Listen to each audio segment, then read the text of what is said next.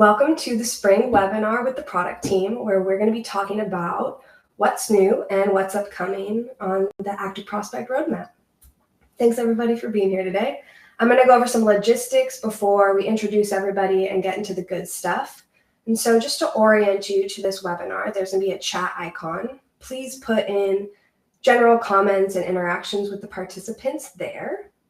There is also a Q&A section where you can put your questions to ask the product team directly. We're either going to answer those in real time, but we also have a designated Q&A section at the end where we'll also get to them.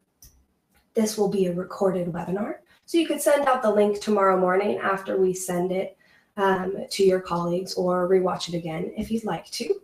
There will be a few polls as well that will help us engage in the conversation.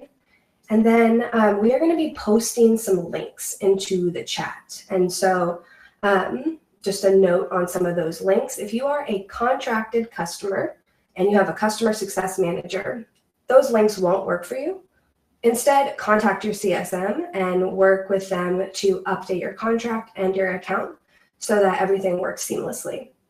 If you need to reach out to them, there's actually a contact your CSM button in the billing section that will let you do that super quick. For everybody else on the call, the links will work for you and you can engage with them all you'd like. Okay, I'm Katie. I'm Katie Clark, the Director of Core Products here at ActiveProspect, and I'm really excited for us to be here today. Awesome. I'm Nikki Baker. I'm the product owner on the growth team. Hey everybody, I'm Christopher Williams. I'm the product manager for TrustedForm. And I am Christian Goss, the product manager for LeadsBridge. Hey everyone, I'm Scott McKee, and I am the product manager for LeadConduit. Back over to you, Katie. Yeah, the dream team. Here we are. Okay, so our vision is to be the platform for consent-based marketing. If you don't know what consent-based marketing is, or CBM as sometimes we call it here at AP, it's the practice of only contacting consumers who have given their prior expressed written consent to be contacted. And so the objective being that only those active prospects make it into your sales funnel. And the AP platform really helps lead buyers, sellers, and anyone contacting leads to do a few major things. Manage your partners, ensure that your leads are compliant, prove and evaluate lead quality, and increase performance through campaign optimization. And we have 3 core products that are all available online right now that you can go use that help you do just that. TrustedForm, LeadConduit, and LeadsBridge. And so in this image, you're seeing all of them in the platform together. And so LeadsBridge up at the top integrates your major ad platforms with your CRM. You can think Facebook lead ads and Google, while also improving performance by pushing those conversion signals back to the ad platforms, helping you target your custom audiences. LeadConduit enables lead buyers and sellers to streamline lead flows by making real-time decisions and filtering out unwanted leads, filtering and blocking unwanted leads while sending your high-quality leads and delivering those to your CRM or your dialer. TrustedForm not only verifies and documents consent for TCPA compliance, but it also gives you insights, data points into an experience of what the consumer actually did on that lead form. Individually, these are all really powerful tools, but they're really best used together in the platform and are really the only way to do consent-based marketing at scale. And so, like I mentioned at the beginning, we're all going to be talking about what's new, so what's come out recently, and what you can get excited about launching for the rest of the year. And you're going to hear from each of the product team members. But the high-level themes that each of us are going to be talking about today, there's 4 of them that you'll hear throughout and sort of woven through the conversation today. First one is activation, really helping lead buyers and sellers get to whatever goal they're trying to achieve faster. 2 is smarter controls for buyers and sellers. And the third one is improving performance through transparency. The 4th one being simplifying ad integration at scale. So enough of me, high level and logistics. Let's dive into the fun stuff. So let's have a look at the first part of the year and some launches that people might have missed. Kick us off, Christopher. All right, happy to. So a really important step for this first year has been the launch of TrustedForm Insights as a self-serve feature. For the first time, users can actually go sign up directly online and start accessing rich lead data without needing to go through the whole sales process. This is a huge step forward towards making our tools more accessible, faster to adopt, and more simple for you to integrate into your day-to-day workflow. Insights data points can be used by lead buyers to evaluate leads using details like their IP address, their originating domain that aren't usually provided or aren't trustworthy leads that you purchase. If you look at your dashboard on the TrustedForm homepage, you'll see some aggregate values of key insights to help you find trends in your data that are really worth researching to find possible correlations to performance and eventually filter out or route your leads based on that. So next up, compliance is another factor that is super impactful to performance that you should all be paying attention to. And using TrustedForm Verify can help you to confirm that. TrustedForm Verify finds new consent languages that are used to generate your leads and gives you the opportunity to actually review them. Now, we all know presenting the right consent language is vital to compliance. So this is the primary way that you want to use to filter out leads that don't meet your standards. And we've heard your feedback about there being too many consent languages for you to review. And we're working now to group some of the similar ones together for you so that you only have to review one rather than thousands. So the first step towards this was actually grouping the ones where the consent languages would be the same except for the fact that the consumer's phone number or email changes. So using placeholders, we're actually now able to group those together so that you can actually approve or reject all of those consent languages in one step. So this saves you the trouble of having to deal with all the unnecessary noise of redundant variations that might pop up in your consent language manager. So most of the time we're able to intelligently find this data, but to help us out and make it a little more simple, we actually made it possible for publishers to tag where the consumer's phone number and email are. Doing so improves the ability to confirm that the expected lead data actually matches what's in the certificate so that you're confident you were sent the right lead. And this means that our lead matching feature will be more accurate than before and that there's a clear path to fight against those false negatives. Now, so far, I've been only talking about changes that have really been centered around doing things programmatically, but sometimes you actually have to look at a certificate, watch the session replay, and really get a feel for what's happening, right? So we made that easier too.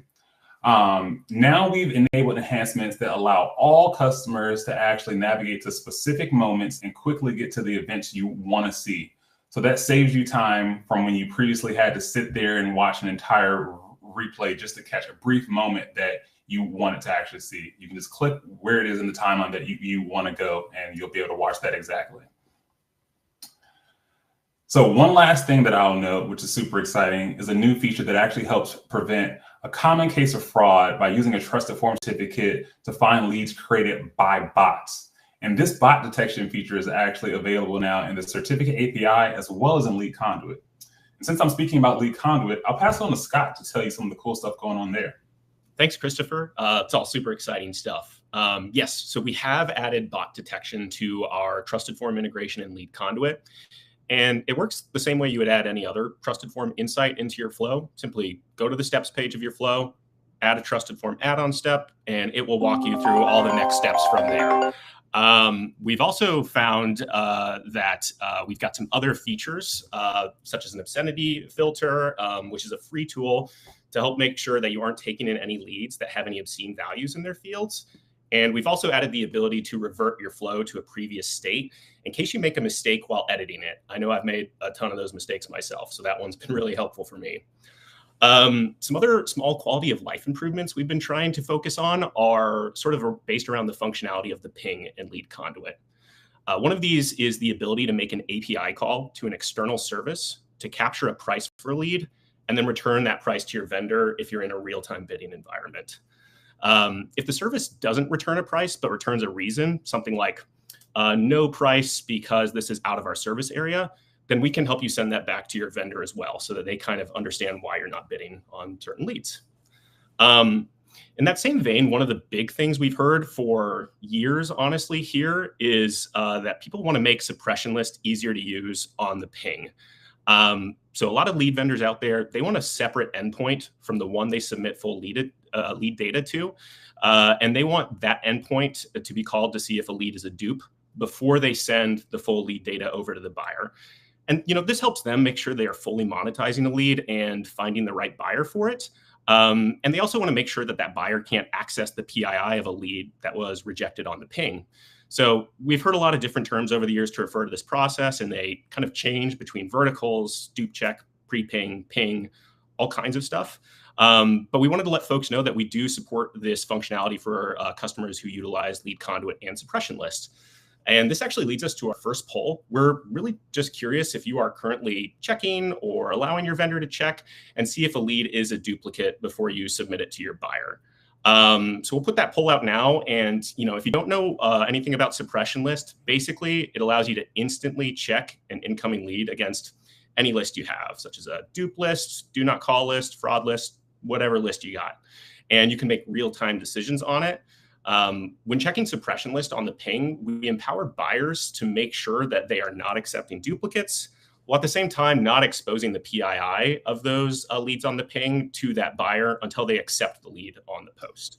So if you got a second, go take a look at that poll now and give us your answer. And while that poll's running, I'll also add in there that coming up in Q2, we're going to be making suppression list available for all of our non-contracted customers as well. So everyone's going to be able to take advantage of this new feature. Yeah, thanks, Nikki. That's super exciting to hear. And on that note, one other really cool thing we recently released is LeadConduit to non-contracted customers. So customers can easily sign up right now to try out LeadConduit if they are not already a subscriber to it. So we're going to put that link in the chat right now.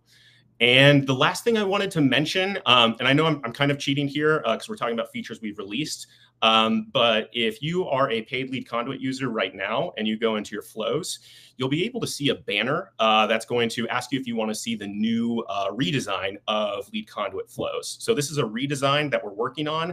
It's not fully released yet. You can see what your flows look like in the new view, but you can't edit them yet. But this is really going to be great for those folks who have like huge flows with like hundreds of steps in them, because we know those have been sort of hard to load and kind of slow to load sometimes. So we've got a redesign that's a lot cleaner of an experience and also just, keeps the platform from running slow at all. On that banner to view the new design, there's also a link to leave feedback. Please leave any feedback you have on this new design. Good, bad, in between, whatever. This is still in progress, so we want to work with you guys to build the best experience we can. But with that being said, LeadConduit's actually not the only ActiveProspect product that's had a redesign. So Christian, what can you tell us about that? Thank you, Scott. That looks awesome. Hey guys, we forgot about the poll. We're just cruising right along. Oh my, yes. So this is actually interesting. Yeah, you caught me there. Thanks. We got an interesting mix. We're like 50-50 on folks who, want to receive duplicates and those who, either are already doing it or don't know how. So specifically for the folks that do not know how, reach out to us. If you have a CSM or anything like that, we can contact and work with you. If you want to get set up with LeadConduit with that link we shared earlier, you can go ahead and take advantage of that. Yeah, we're here to help you guys start using that feature. It is available right now. Just as a really quick note, if somebody actually wants to receive those duplicate leads, I would love to hear why. So feel free to paste that chat too. I really want that information too. Yeah. And I mean, this is a really exciting check, right? So you could basically work with your sellers as a buyer to check to see if somebody is a duplicate on a list without passing any of the lead data. So it's actually pretty cool and something that we would want people to adopt. Oh, we're seeing the poll change in real time. Here we go. So people are realizing, no, I don't want duplicate leads.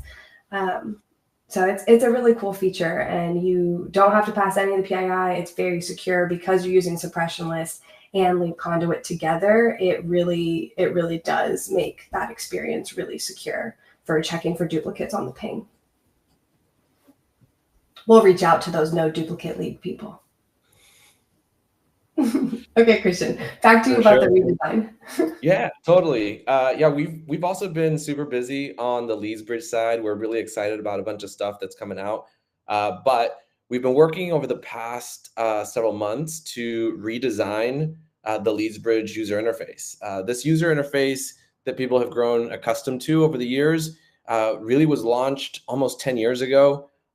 And so it was in need of a refresh. And we've been working to basically make it look more and feel more like ActiveProspect as one of the family. It includes things like speed improvements and some other cool things as well. But we are in the process of rolling that out to all of the paid LeadsBridge users right now. So if you haven't seen it yet, give it a little bit of time and you'll start to see a banner at the top of your screen where you can opt in to experience it. But that's not the only thing that we've been working on, right? We've had customers with us for a really long time, and we have since then built out new versions of our bridge builder as well with additional functionality. So one of the things that we have also launched is for those individuals that have old bridges, now in the settings in that little menu for options, you can actually see migrate bridge. And what that does is it takes that old bridge and it brings it into the modern bridge builder so that you can experience all of the new things that we're building on top of our bridge builder. And so talking about things that we've been building, we've also been adding a lot of integrations, especially with our social ad platforms. So we've been adding with Snapchat. We've worked hand in hand with them and with their engineering team. We've gotten Snapchat lead gen added into LeadsBridge. We've added custom audiences as well with Snapchat. We've worked with Pinterest to add audiences as well as conversions. We've worked with Google on offline conversions as well as enhanced conversions. And then we've also been working with LinkedIn, and we've become official partners with LinkedIn, which gives us deeper access with the LinkedIn team, more resources, and more connection to their engineering team so that we can deliver better support and better functionality for you guys. But in addition to the ad platforms and our partners and other integrations, we're also working on integrations internally, like our integration with LeadConduit, which we will talk about as well. But the LeadConduit integration is something that allows you to enhance your social leads and basically leads that you're getting from Meta, from Snapchat, from all of these sources can now be passed over to LeadConduit, where you can then enhance those leads, route them to more destinations, and get even more value from the product family here at ActiveProspect. And so talking about all of these things, I'm going to pass it over to Nikki to also talk a little bit more about some stuff that we're doing for our sellers. Yeah, thanks. There's a lot that's going on in Q1. But before we jump into Q2, I do want to highlight one more thing for our sellers that happened in Q1. And I'll start with a question, and that'll lead to our next poll. So we're wondering, have you confirmed ownership of your domains that are generating TrustedForm certificates? And while we get started with that poll, I wanted to call out that if you haven't yet confirmed ownership of all your domains because you were trying to confirm ownership of subdomains, we've now made that really easy and simple to do. So you can go in and individually add and confirm ownership of subdomains. Or if you're like, hey, I have a bunch of subdomains that I want to verify, that's going to be a pain.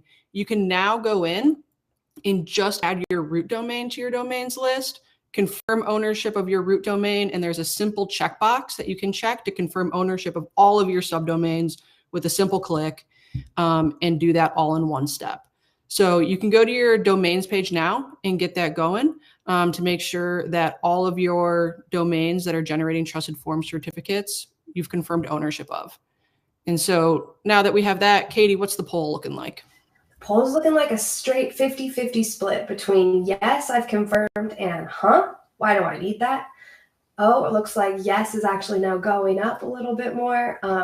And I think that people who have confirmed ownership of their domains, thank you for doing that.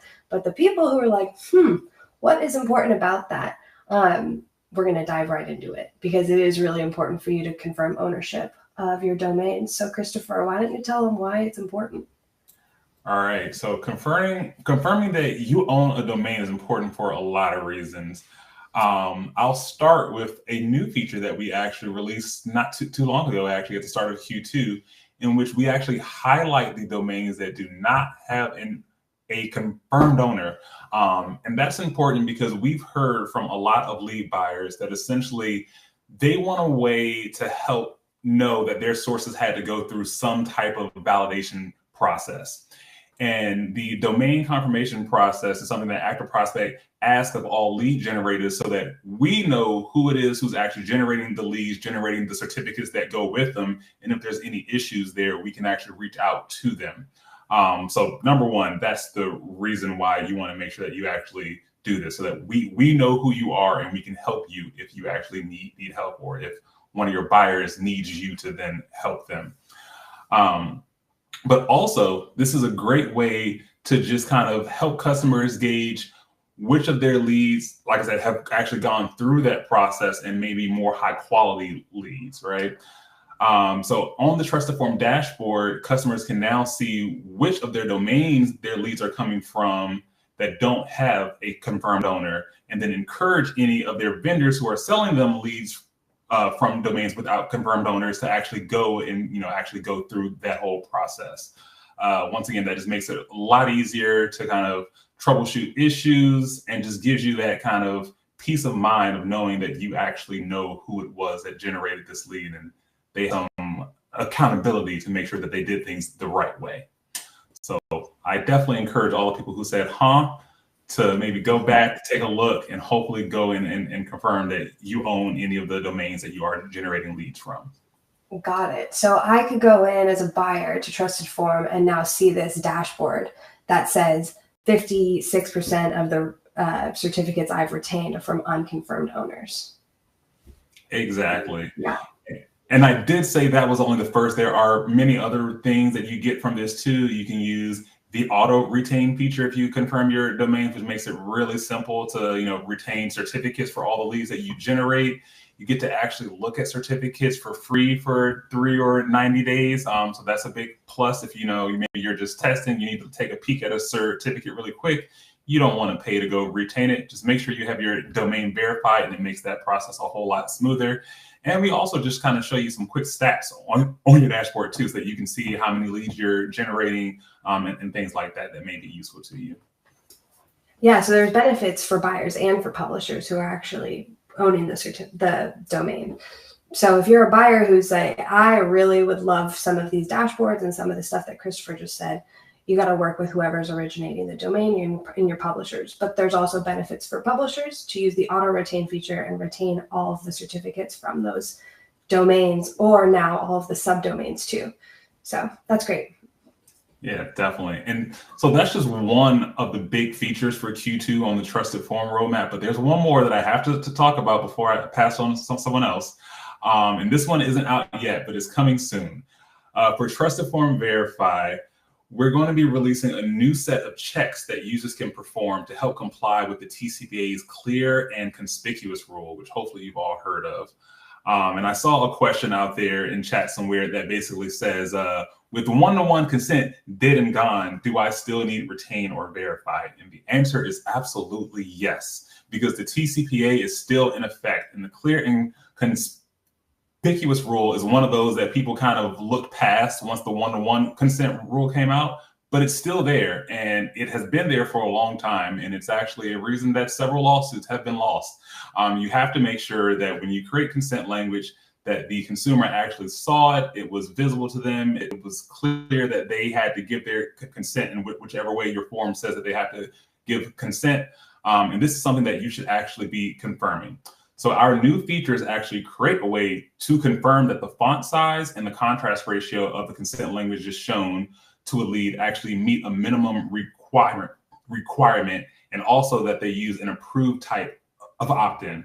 So these are all configurations that you can actually set. So you can tell us like what your minimum requirement is for font size and for contrast ratio, what ways you want consumers to actually say that they gave consent. Do they just click the submit button? Do they have to check a box? Is it okay to pre-check boxes? All of that is included here. So this is going to really be a quick and easy way to strengthen your compliance processes and weed out some of those more risky leads. So hopefully everybody's very excited about that. I don't know. Compliance makes me really excited now. And that'll work with the existing verified checks too, right? Absolutely. These are all just kind of checks that you can customize and configure to your liking. You can use all of them at once. Maybe you only care about one right now. It's up to you to kind of figure out with your legal and compliance department what it is that you want to confirm is the case for all of the leads you purchase. And we're here to help you make sure that you can enforce whatever your requirements are. Gotcha. Thank you. Awesome. Well, I know I just talked about two huge features that were really important to lead buyers. Granted, there were some features out there for lead sellers too. But Scott, doesn't LeadConduit have a new feature coming soon? Yeah, thanks, Christopher. We actually have a few features for lead buyers that are coming out soon that I'm really excited about. So one of these is alerts for partners for submission docs being changed or a new partner being added to a flow. And this way, if a buyer makes a new rule in their LeadConduit account that says, address must not be blank, the seller is going to get notified of that change via email the second they make that rule. We've had plenty of instances over the years where we've seen a customer, make a rule and then their vendor doesn't know about it until they find out a bunch of leads have been rejected. And what we kind of want to do is just make communication between partners really simple and automate as much of it as we can within the platform. Another way we're kind of doing this is via our new partner reports that we're working on. And these will be available to all customers, even our free customers. And essentially, it's going to allow them to know how many leads were sent to a partner on the platform, how many were successful, how many were rejected. And this is going to help partners sort of stay on the same page for how many leads they need to be billed for, which we know is a common pain point. The buyer says, no, I bought this many leads. The seller says, no, I think you bought that many leads. And there's a lot of back and forth. So by sort of just creating a shared source of truth for them, we're really hoping to help sort of mitigate that as much as we can. Another really cool feature that's really for both buyers and sellers is based on the connections work that we released in LeadConduit earlier this year. This is going to be foundational for a lot of other things that we're building right now in Q2 and honestly beyond that. So first, I'll just explain connections a little bit. A connection is a formal way for you to work with another account on the platform, and that account represents a partner. And all of this stuff that we're doing here, by the way, is just about falling into our theme of building better control and smarter control for buyers and sellers to work more easily with one another. And so the buyer step is a feature I'm really excited about. That is a key feature here. And this is a really powerful tool that's going to allow you to send leads to your buyer easily and safely. You just connect your account with your partner's account, and then you go to your flow, you add a buyer step in the appropriate flow you want to send leads to them. And this will allow them to receive it in their CRM. And this way, the lead vendor isn't spending time trying to figure out, the configuration of the delivery to the buyer's CRM. The buyer CRM is owned by the buyer. They know typically best how to work with their own CRM. And this way, the buyer isn't having to share their credentials with the seller to get leads or anything like that. And if you're not already connected between the buyer and seller, you can just go to your flow, add the buyer step, and use that to connect with someone who you're not connected with already. And the thing I'm really excited about for this is you can use the buyer step to deliver leads to your partner, even if they don't have an account with ActiveProspect currently. You just send them that invite, like I mentioned, and they can create a free account, no charge to them. And in that account, they can just configure the delivery to their CRM. So that way, again, you're not spending time as a seller configuring, the integration with their CRM. The buyer can do that. And we're super excited about this one. This will be releasing very soon. There's one last feature I wanted to mention here, which is our flow templates. So some of you folks may know I've been with ActiveProspect for a number of years in a few different roles. I used to be in client success and implementation, and I spent a lot of time putting flows together for clients, a lot of time. And flow templates is a feature I wish I had back then, because essentially it's just going to allow you to create a flow with a simple click based on a bunch of pre-built flow templates that we have. These are based on things like compliance, or based on vertical, if you're home services versus insurance. We'll have pre-built flow templates. So that way you just start a flow, choose the template you want, and then your flow is basically already set up. All you have to do is add your partners and your CRM, and you are good to go. So really excited for that. Really excited about a bunch of features that we're working on, both in Q2 and beyond. Can't wait for you guys to see all of them. But with that being said, I'll pass it over to Nikki. Awesome. Thanks, Scott. With all of these different features, we know that it can be overwhelming to get started, whether you're a new account or you've been a customer for a while and you're trying out one of these new features. It can be confusing on where to start. And like Katie mentioned earlier, one of our key themes this year is activation and empowerment. We're really focused on making it easier for everyone to get started and find value quickly on our platform. And so to help support this, we're adding a few short questions to our online registration flow to better understand who's signing up and what they're trying to achieve. And these questions are also going to be available to all of our existing non-contracted customers so that we can continue to support them as well. And so what we're going to do is we're going to take the answers to those questions, and we're going to use those to help make sure that we have the right product features enabled on your account. And we're not stopping there. Later this quarter, we're also rolling out a personalized onboarding dashboard designed to help guide you through setup based on your specific use case. So again, whether you're a new account, just trying to get started, or you're trying out a new feature, this onboarding dashboard will help get you to value faster with specific steps on how to use that feature and how to get started. So we're really excited about this upcoming tailored experience. That's awesome. So with that, I'll share some of the stuff in Q2 that's coming up for LeadsBridge. So the first thing is we're really excited to announce that LinkedIn Conversions is live on the platform. So this is going to be available for any CRMs and ad platforms that can send data over to LinkedIn. So you can already log into LeadsBridge and set this up. Now, what does this do? If you're generating leads on LinkedIn, by using conversions, you can send information about how those leads are performing back to LinkedIn so that it improves the ad performance for you. And actually, I'll dive into one of the questions that we got in the chat, right? Talking about what are some of the big gaps in lead tech platforms. I think this is one of those areas where we have a gap, right? A lot of advertisers are not sending back information to the lead vendor or the lead source or the ad platform so that the quality of the leads improves over time.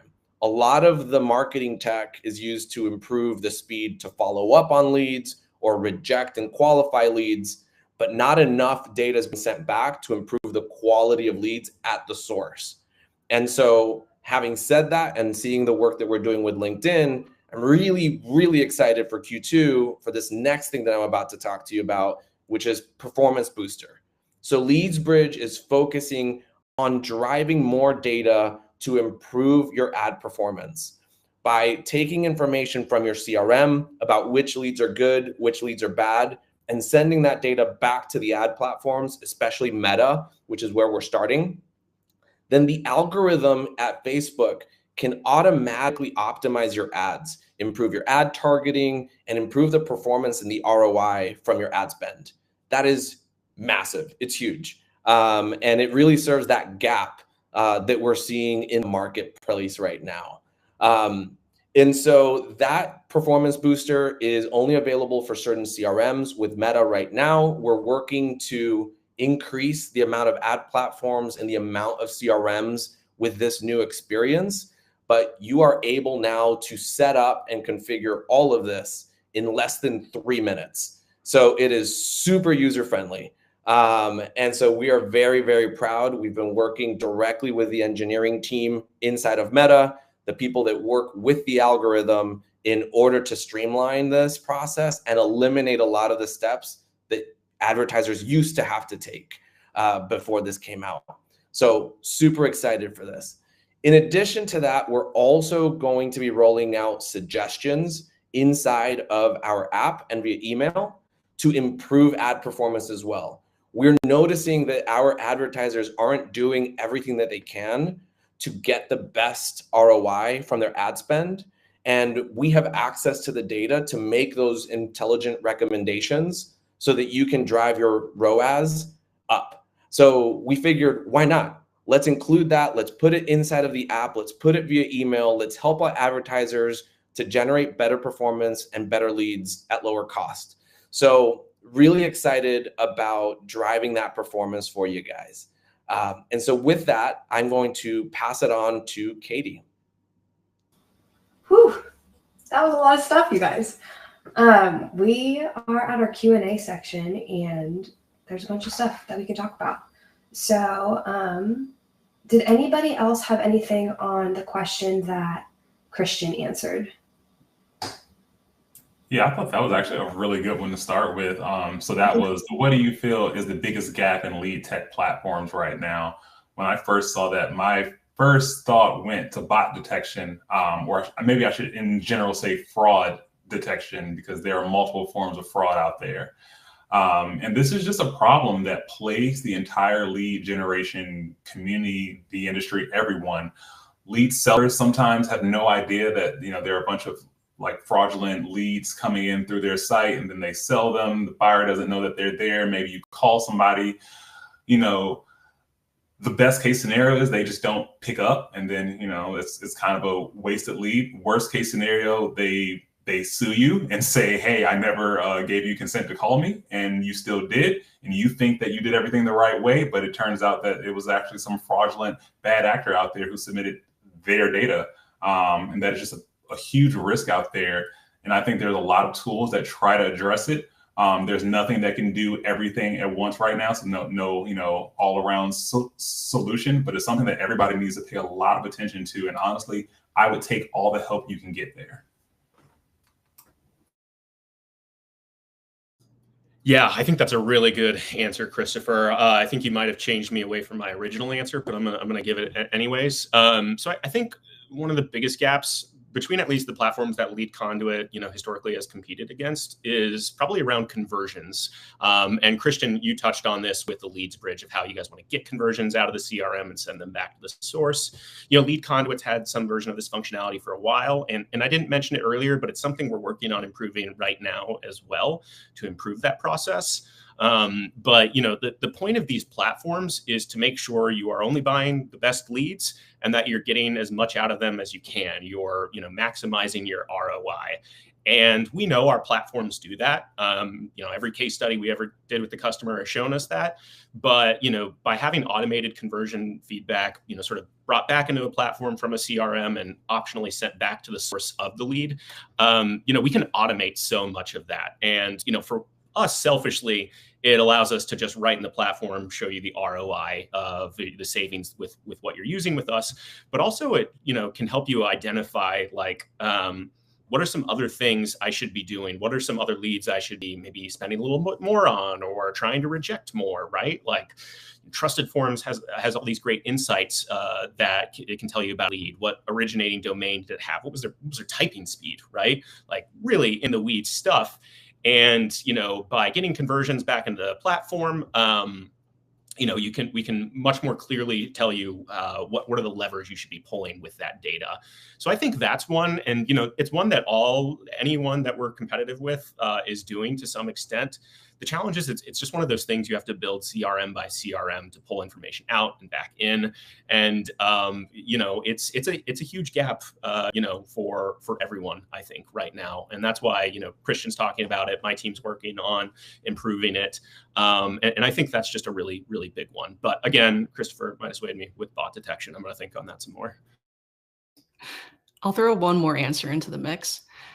Scott, you started to hit on this with buyer step, but I think one gap that we're putting a lot of focus on right now is making it easier to work with your connections. We know when you're buying and you're selling leads, there's already this partnership relationship that you have outside of the app, but trying to think of ways that we can bring it into the app to make everyone's lives easier, both on the buyer side and the seller side. How do we bring meaning to those partnerships? How do we make your existing workflows within the platform even easier with those connections? So that's something, again, with the buyer step, we've already been making big steps towards, and we're going to continue working on. to help support both buyers and sellers. I couldn't agree more. You guys stole them right out of my mouth, so thanks. There's another question in here around TrustedForm API docs. Christopher, do you want to take this one? Yeah, definitely. I was eyeing that one myself. Yeah. All right. So for anyone who can't see, the question is, do you have updated API docs that include the new stuff for TrustedForm Certificate API? And the answer is absolutely yes. As we release new features, we always update the API docs accordingly. The API was actually designed in a way such that we can add new features without causing any problems with the existing features that users may be using. So if you're currently using, retain or verify, when we add a new feature to it, that new feature will be turned off by default, and you have to actually do something to enable it. So for example, with the new compliance checks that I was talking about, the new font size check and contrast ratio check, etc., all of those, if you just continue using the Verify API as it is right now, they won't be turned on initially. And by the way, they haven't launched yet, so you have to wait still. But once they do launch, you actually have to either modify the API request that you're making to turn them on, and one of the really cool things that I guess I forgot to point out as I was talking about it, is that now you can actually adjust it within the TrustedForm application itself. So you don't have to be an engineer who knows how to work with API calls. You can actually just go inside of the TrustedForm web app and check a box that says, I want to use the font size check and I want to use the contrast ratio check. And that'll make it so that we know anytime you make the API call that you want to use those checks, and we're going to just turn them on unless somebody who is directly using the API overrides that somehow. So yeah, sorry, long answer, but yes, we absolutely updated the API docs. Thank you. It's always good to talk about the API docs. The other thing I wanted to talk about that I'm seeing in our chat is the difference between first party and third party as it relates to originating domain. And so, Christopher, would you explain the difference between first party and third party? And then I'll talk a little bit about the contracting side of it. Yeah, happy to. So in general, first party means that it's something that you actually generated, you own it. So a first party lead means that it came from a website you own. And the only time we know if you own the website is if you confirm that you are the owner. So you go through that process that Nikki was talking about before. Once you do that, then any certificate that you retain or act on, we know that that is a first party certificate and we'll treat it as such. And of course, with that definition, third party is just anything that does not fall in that first bucket. So these are certificates that you don't own. If it was one that you bought from somebody else because somebody else runs and operates that website, you buy that lead, that's now a third party lead. Got it. And so ownership really defines something as first or third party. So it's a really critical step in that distinction. And the call out here for the contracted customers is maybe check with your CSM before you start verifying ownership of all of your domains, because there are different allocation and price buckets for both of those. So just a call out to make sure to stay in touch with your CSM around that. Awesome. Let's keep looking through the questions, y'all. Is anybody ready to answer one? Yeah, I think I see one in there about if LeadConduit can protect for compliance without TrustedForm. And for a second, I paused on this one because I think there's like a 15-20% chance our CEO threw that in that as a curveball. But I'm going to answer it anyways. So the best way to be compliant, we strongly believe, is using TrustedForm. That being said, if you want to use sort of the distinguished competitions product, you can use that very easily within LeadConduit as well. LeadConduit will allow you to integrate with pretty much any REST or SOAP API, and we have pre-built integrations with all the major services, including Drenaya, on the platform. So we do make that easy if you have other compliance tools that you'd like to use. But we strongly recommend TrustedForm. We do believe that it is the highest standard of consent in the industry. So the answer is yes, but we're going to bug you about TrustedForm as well. Yeah, I'm going to actually tack on to that. I love that you were talking about TrustedForm because I'm going to highlight LeadConduit too, just more still, because compliance is a super tricky thing, right? Like, how do you actually know when you're being compliant? And also, let me add that a lot of times when people say they want to be compliant, what they really mean is they want to be protected, right? So LeadConduit has so many add-ons that you can use to help yourself be protected. Things like the litigator scrub, maybe querying the R&D, reassigned numbers database if you're reaching out to age leads, things to make sure that you're contacting the right party, to validate emails and phones. There's so much that LeadConduit does to actually contribute to that process too, that I'm not going to say you can be compliant without TrustedForm, because of course, yes, like Scott was saying, you do need TrustedForm, but there's so much power available in LeadConduit too. So they complement each other and help you to ultimately become compliant. Yeah, such a good point, Christopher. And a lot of these services we offer in the platform are what we call our add-ons. And these are services you can just plug and play. You don't need to go out and contract with these companies if you want to use a known litigator scrub or anything like that. We make it super easy for you to use different compliance tools outside of just, verifying documented written consent with a tool like TrustedForm. And for those who have been around for a while may know that Christopher actually was the product owner of those integrations and actually helped build them. So thank you, Christopher, for that. And so in LeadConduit, I can use all of the TrustedForm products, right? That is correct. Yep, all of them. All of them are available, and we make it super easy to use them. The best experience of using TrustedForm is in LeadConduit. Yeah. Let's give a couple examples of what we could do. Like maybe we use an originating domain, because we've been talking about that one a little bit. Yeah, absolutely. So I'm going to go back to the conversions example, right? So again, LeadConduit supports conversions now, but we're working on making it easier to programmatically pull them out of CRMs. But if you have your conversions and you're also using the Insights product to append the originating domain, as Katie was mentioning there, we've done this study with multiple clients in the past over the years, where we'll look at what leads are converting and which ones aren't, and then look based on the originating domain, we can tell you should stop buying leads from this site. You need to start buying more leads from that site. And we've seen really tremendous results for our customers who have done that. A similar one, I won't name the customers, but one I thought was super interesting a few years ago when I was in a client success role. I don't remember. But the study was done with the client where we looked at the device that was used to fill out the form. And this customer was particularly selling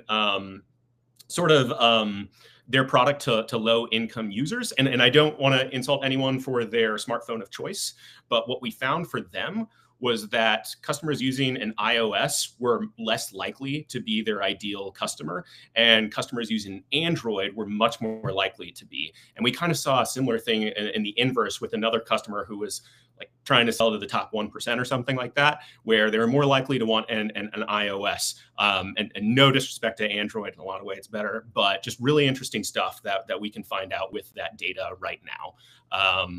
And those are always super exciting studies to do. Thanks, Scott. Oh yeah, go ahead, Christian. We got a question around AI, and I'm handing it over.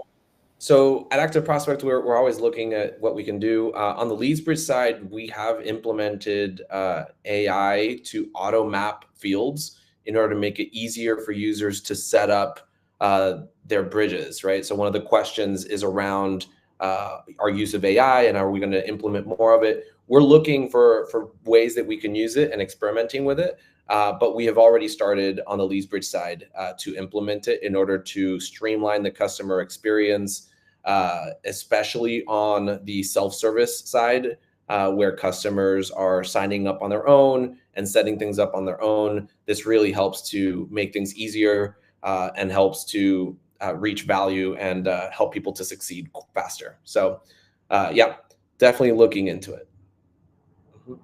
Yeah, and I'll add that, I mean, we're looking into it everywhere, but I'm actually going to turn the question around too, because to me, AI can be really useful to help with any kind of like task that you find mundane, repetitive, or just something that, is hard for you to do. So I would love to hear from the people. What do you think that we could use AI for to actually help you all, do your jobs, find leads that are more likely to perform and things like that? But while you're thinking about that, I'll say on the TrustedForm side, First of all, we already use AI actually, which a lot of people don't know. When we detect consent language that is present on a page, we're actually using a machine learning model that tries to figure out where the consent language is on that actual page.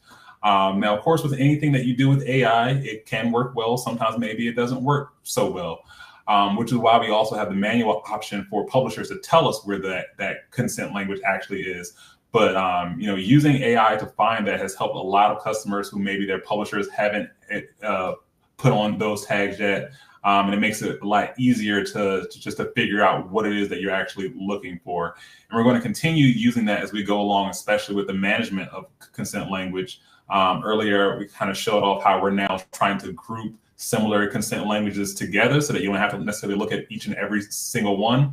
I'm pretty sure AI is going to be a big part of that to make sure that, we can make it convenient for you to figure out which ones are really the same consent language minus a couple of, small dynamic changes, and then actually make those processes to approve and reject them even easier. Thank you. Okay, that kind of concludes our Q&A section. I'm going to do our wrap up now as we're approaching the top of the hour. So if you would like to engage with the product team in any way, we're going to shoot out a poll here because we always want to hear from you. Product feedback not only helps us shape our individual details, but it also helps shape the vision of where we're going with our roadmap. So we always want to hear from you about your experience. And so the question for the poll is, do you want to talk to ActiveProspect's product team about your experience? And the answers are, heck yeah, I could talk about this all day. The second one is, no, thank you. This was enough. And then the third one is, no, thanks, but I would love to receive a demo of the products.